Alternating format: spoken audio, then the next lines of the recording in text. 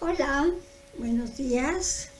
Empezamos mayo, Día de las Madres, Día del Maestro, Día de Vida, los 30 días, 31 días, porque todos los meses deben de ser eso. Días de vida plena, de vida satisfactoria, de vida digna. Y hoy voy a hablar de la reforma electoral, que para mí es un distractor más de la 4T, de López Obrador, de Morena y lo que le sigue. Y es que verdaderamente ya no sé si reír o llorar, como dice la canción. En este momento, la gran mayoría de los personajes que acompañan a López Obrador en su quehacer político y que tienen el sueño de agilo de que van a llegar a la presidencia, están emitiendo opiniones, están hablando a favor y apoyando toda una serie de situaciones de todo lo que López Obrador hace. Y en este caso les voy a hablar en particular de las declaraciones que tomé de un artículo que publica Ebrard sobre esta reforma electoral, que verdaderamente me indica la pobreza de conocimiento y de espíritu que tienen el grupo de mafiosos, de rufianes que nos están gobernando. El señor López Obrador presentó una iniciativa de reforma electoral que afecta a 18 artículos de la Constitución, y lo que en el fondo pretende López Obrador es que desaparezca el INE, para lo cual él propone, entre otras cosas, que se reduzcan los 500 diputados a 300, que los consejeros sean elegidos por la ciudadanía, y una serie de situaciones que no voy a tratar de mencionar ahorita, pero lo más destacado es que según él se van a ahorrar con todo esto que él propone 24,000 millones de pesos. Y entonces el señor Ebrard al respecto declaró que con todo esto que les acabo de decir, lo que se va a lograr es ensanchar la democracia. Órale, ahora resulta que tenemos una democracia angosta. Recordando la definición de democracia, que aquí la tengo apuntadita, la democracia se entiende como un sistema político que defiende la soberanía del pueblo y el derecho del pueblo a elegir a elegir y controlar a sus gobernantes. Entonces, si entendemos lo que dice la definición de la democracia, el término ensanchar la democracia es una estupidez más de las tantas que los cercanos al poder o del poder mismo dicen. Y yo me pregunto, hago dos preguntas al respecto. López Obrador dice que para elegir a los 7 consejeros ahora en vez de 11, se deben presentar candidatos por los 3 poderes de la nación, es decir, 20 del Ejecutivo, 20 candidatos del Legislativo y 20 candidatos del Poder Judicial. Y que entonces se van a elegir de esos 60, la ciudadanía va a elegir a 7 consejeros que tengo entendido que van a durar 6 años y que pueden ser reelegidos. También toca, aunque no tengo ahorita la información exacta, el Tribunal Electoral, del que hablaremos la próxima vez, pero ahora hablamos entonces de que son 60 candidatos que supuestamente entre ellos la ciudadanía debe elegir a 7. Y obviamente me vienen muchas preguntas a la mente. La primera, ¿qué requisitos deben tener esos 60 candidatos? ¿De dónde van a salir? Tiene que haber una distribución justa estatal, pueden ser todos de la Ciudad de México. ¿Cuál es la logística que se va a seguir? Número 2, ¿qué información tiene nuestra ciudadanía como para poder tener el juicio para elegir a esos 7 consejeros?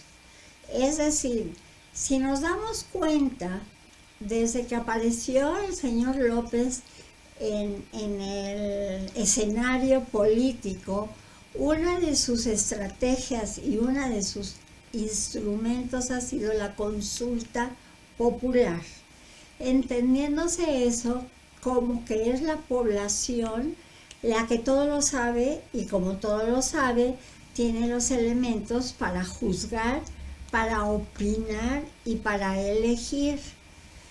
Y lamentablemente no hay nada de eso. Lo único que hay es que la parte de la población que sigue enamorada o seducida por López Obrador, en cuanto escucha que van a tomar parte, se sienten soñados.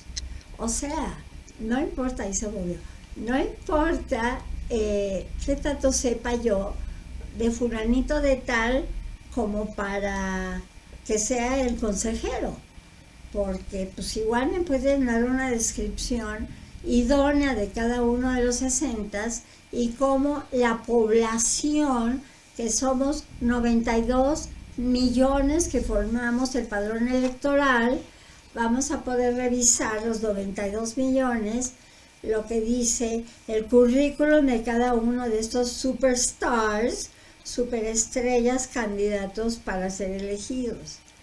Por otro lado, también me pregunto, Ebrard asevera por parte del López Obrador que se van a ahorrar 24,000 millones de pesos. 24,000 millones de pesos, ¿para qué? ¿Quién se los va a ahorrar? ¿Se los va a ahorrar López Obrador para que cada mexicano tenga más comida en su mesa? ¿Esos 24,000 millones de pesos? Pues claro que no. ¿Serán esos 24,000 millones de pesos los que se van a ir también a Dos Bocas? ¿O se va a ir al Tren Maya? ¿O alguna jalada que se le ocurra al señor sacarse de la manga? Pero además, si dices 24,000 millones de pesos, eso quiere decir que ¿qué porcentaje de lo que hace el INE son esos 24,000 millones de pesos? Porque si dice que se van a ahorrar 24,000, quiere decir que debe haber ahí un piquito que va a servir para pagar a los 7 consejeros, más toda la infraestructura que esos 7 consejeros necesitan para poder operar.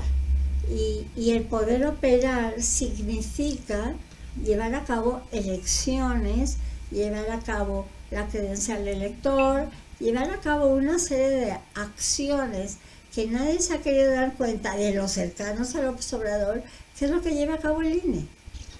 ¿Por qué se formó el INE? Si ustedes recuerdan, cuando yo platiqué del paso del IFE al INE, era porque el IFE era una instancia federal que únicamente se ocupaba de las elecciones federales y no se tomaba en cuenta ni las elecciones estatales ni las elecciones de los 300 distritos del país. Por eso se formó el INE, que ahora coadyuva a cada estado y a cada distrito a que se lleven a cabo elecciones. ¿Sí? Permiso.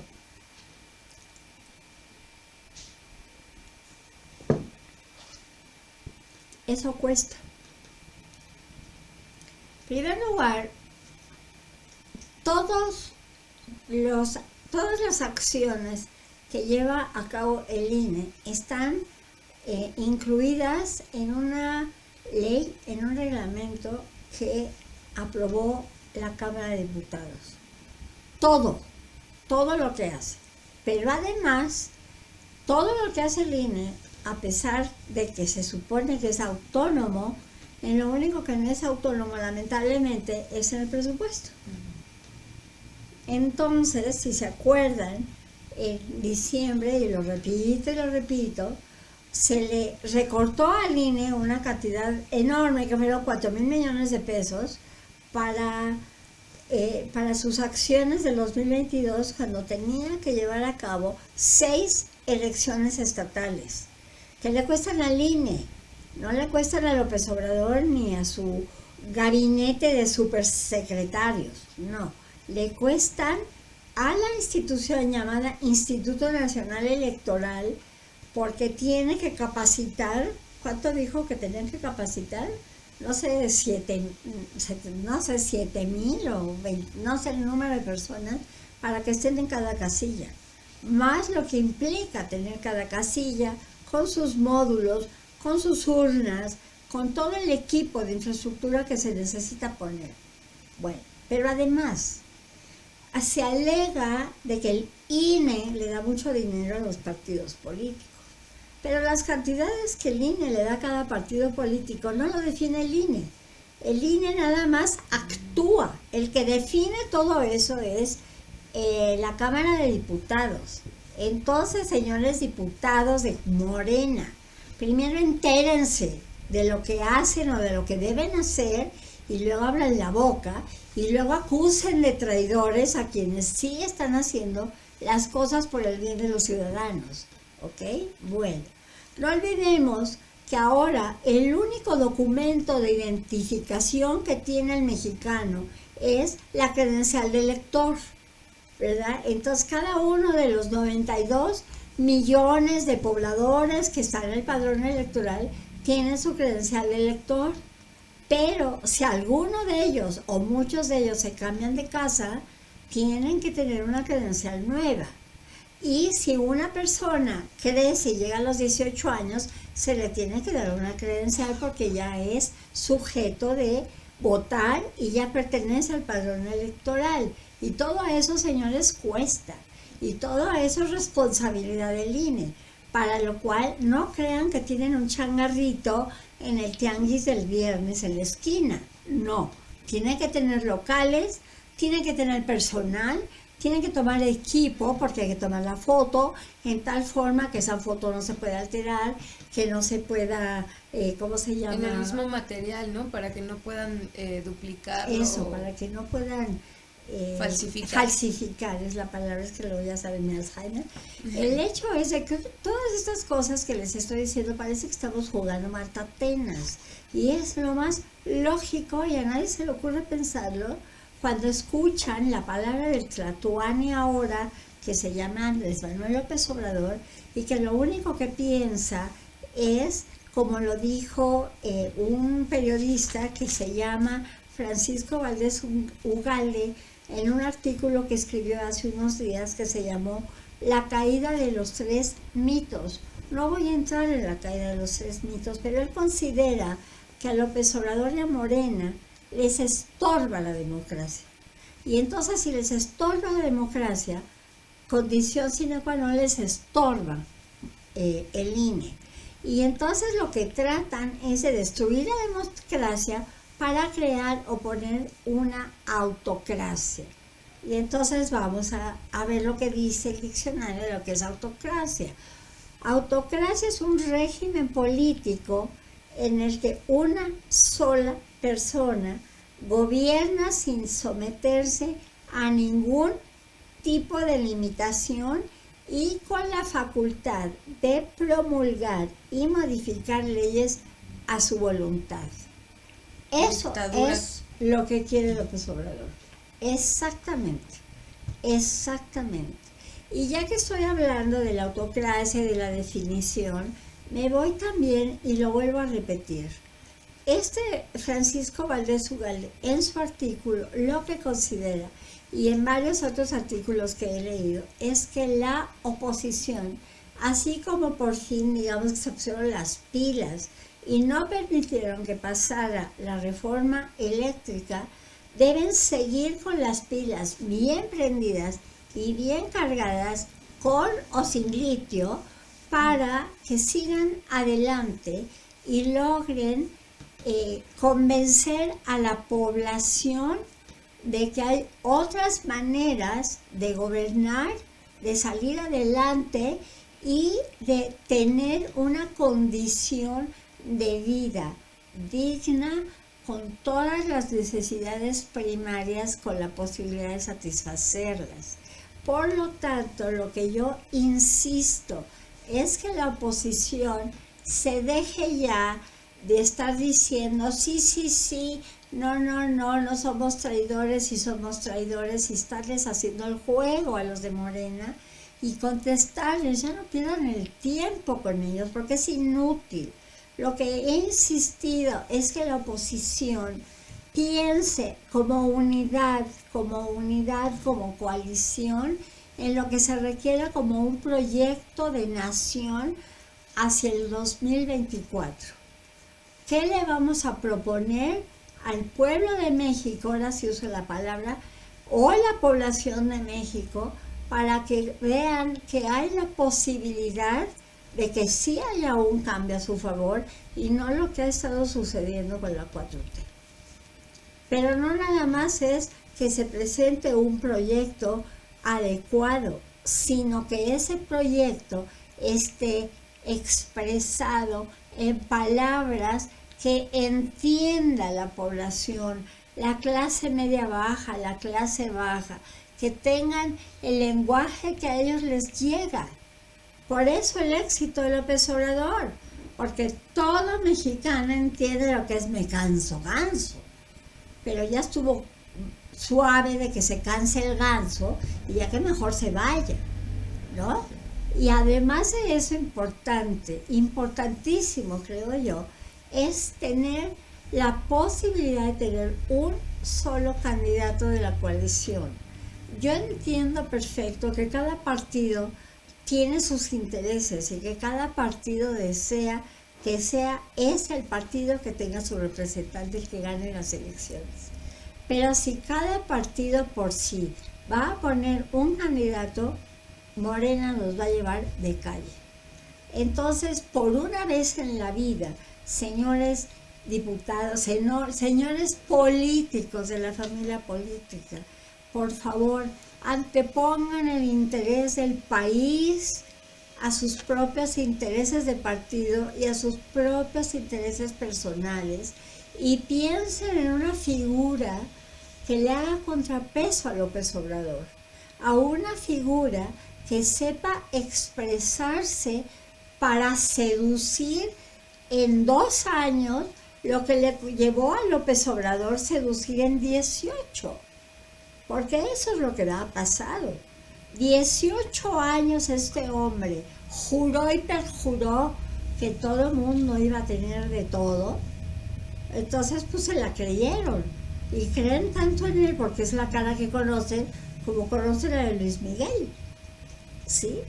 Entonces hay que pensar en esas 2 acciones que son inminentes, ya no podemos esperar más.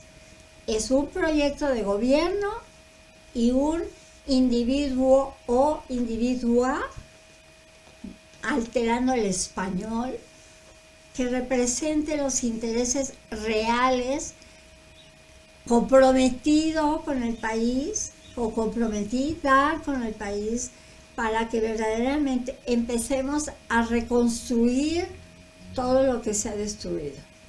Porque lo que cuesta construir 50 y 60 años se destruye en media hora. Y lo que nos va a costar reconstruir las instituciones y el sistema económico, sobre todo, que López Obrador ha dado al traste con él, créanme que no va a ser fácil. Tenemos que tener la conciencia de que tenemos que saber a quién elegimos y no nos vayamos con la finta. Antes de votar, averigüemos bien quién es el que está tratando de representarnos y que sepamos quién va a ser nuestro diputado. Yo hasta la fecha no tengo idea quién es mi diputado. Es más, yo ni siquiera sé cuál es mi distrito. Y yo tengo la culpa de eso. Yo no puedo culpar al diputado que está ahí haciendo lo que se le da la gana. Es mi culpa porque yo no me he tomado la molestia de averiguar quién es y de preocuparme de que haga para lo que yo lo elegí. Y eso lo he repetido y lo voy a repetir hasta el cansancio. Tenemos que tenerlo en cuenta, sobre todo los jóvenes que tienen poca experiencia en el sentido de lo que son las elecciones, de lo que significa la representación de un diputado del interés de la población, de lo que significa el poder público y de lo que significa hacer de nuestro futuro lo que se les da la gana. Sí, totalmente de acuerdo. Yo quería agregar eso, Miriam, que me quedo con esto de ensanchar la democracia, porque creo que no existe una democracia bien distribuida en nuestro país, porque también parte de la ciudadanía no se responsabiliza de lo que conlleva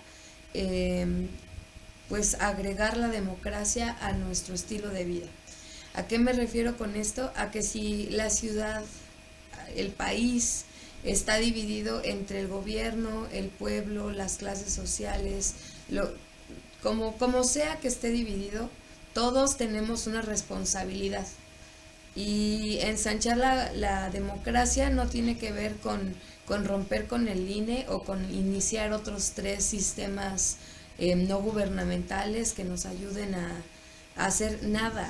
Es la ciudadanía la que nos tenemos que poner la pila y hacernos conscientes y saber de qué manera podemos apoyar tanto a las nuevas generaciones para que conozcan su pasado y también puedan aplicar su presente, como también los adultos. Ahorita, pues que te escuchaba, me puse a pensar, hace un programa hablábamos de la ley de los derechos de las niñas, los niños y los adolescentes, y dejamos ahí 10 principios que nos hablan también de un desarrollo digno y sustentable en la supervivencia del niño. ¿Cómo podemos trabajar en un desarrollo sustentable para el niño si ni siquiera existe un desarrollo sustentable para el adulto? ¿Qué estamos haciendo? ¿De dónde estamos? El dinero ni siquiera tenemos, ahorita que hablaba yo también del canal, de las esferas que conlleva trabajar como ciudadanos, está tanto la parte política, como la parte económica. Ambos pilares que están en manos de los adultos, pues imaginemos, ¿no? O sea, si esto le llega al adulto, ¿qué le llega al niño? Y existe también que yo considero que deberíamos caminar hacia una deconstrucción política en el inconsciente colectivo de nuestro país. Porque definitivamente de repente al platicar con las personas, su tema es que no se quieren meter a la política porque cualquier cosa que el ciudadano diga no va a ser tomado en cuenta. ¿Ya ahora, para qué votamos? Explica qué es ¿cómo dijiste? De construcción intelectual, ¿cómo dijiste? De construcción política en el inconsciente colectivo. El inconsciente colectivo. También tú explícanos, habla otra que también está usando términos que a ver quién lo entiende. Bueno, existen diferentes ideales y costumbres, tradiciones y reglas éticas en la vida de los ciudadanos que aunque no las hagamos conscientemente, hay algo allá afuera que nos dice esto es bueno y esto es malo. Entonces eso está en el inconsciente colectivo de todos. Es como crecimos. No puedo orinar en las calles porque sé que en mi inconsciente colectivo, si lo hago, 1, está mal o va a estar mal visto, y 2, existe una repercusión legal, ¿no? Que llevan a la casa. Pero no sé si tanto eso tenga que ver con el inconsciente colectivo. Eso es con educación. No, y la educación se convierte justo en inconsciente, en parte de nuestro inconsciente. Entonces, la deconstrucción, una deconstrucción filosófica, que puede ser una deconstrucción psicológica, educativa, social, política. En este caso, la deconstrucción es, si tú ya tienes un edificio formado, un edificio mental, la deconstrucción lo que va a hacer es, en lugar de decir, no, este edificio ya no sirve, hay que botarlo y hay que construir otro edificio mental, va a tomar todas las partes del edificio que hayamos formado, de nuestro palacio mental, y va a decir, bueno, creo que estos cimientos me sirven, creo que estas ventanas me sirven, creo que no sé, estas varillas, estoy hablando de una manera muy metafórica, pero sí, justo, o sea, tomar lo que nos pueda servir para hacer de una construcción mental lo más sólida y sustentable posible. Entonces, pues yo con este comentario lo que quería era agregar la responsabilidad que debe existir en cada uno de nosotros para con la democracia, y no esperar a que el sistema funcione, sino que nosotros hagamos. Es un granito de arena el leer un poco, es un granito de arena escuchar de nuestras noticias, escuchar nuestra historia, y a partir de ello utilizar nuestra mente, le llaman nuestra neuroplasticidad, para crear nuevos canales y desarrollar una sociedad sustentable, civilizada. Una sociedad que se ayude en vez de que se destruya. Y a propósito, ¿se acuerdan que les he dicho que todos los días veo el Reforma y que al final viene lo que pasó hace años en un día como hoy? Pues un día como hoy, internacionalmente hablando, fue muy importante. En 1945, en un día como hoy, Berlín se rindió a las fuerzas soviéticas, y en un día como hoy, 2 de mayo de 1945, se confirma la muerte de Adolfo Hitler, que se suicidó en su búnker. Pero más importante que esto, el día de hoy, 2 de mayo, hace muchos años, en 1994, tras pasar 27 años en la cárcel por luchar contra la segregación racial, Nelson Mandela es elegido presidente a los 75 años de Sudáfrica. E inicia una de las mayores celebraciones en la historia, tanto del país como de ejemplo para la humanidad entera. Y pues yo creo que en esta ocasión es suficiente, porque es más bien el deseo de reflexionar quiere volver a pensar, analizar, echarle un poquito de seso a lo que escuchan, no solamente, ojalá me escucharan muchos, no se escucharan muchos, pero a lo que escuchan a su alrededor, no se dejen llevar por la finta y dejen que su amor que todos tenemos, tanto por su familia, por sí mismos, como por este país, brote, se expanda y salgamos adelante. Gracias, Erika. Muchísimas gracias, Miriam, y abrazo en cada casa, en cada corazón, que todos tengan unos excelentes días. Feliz mayo, feliz semana, que Dios los bendiga, y nos vemos dentro de 3 días. Hasta entonces. Gracias.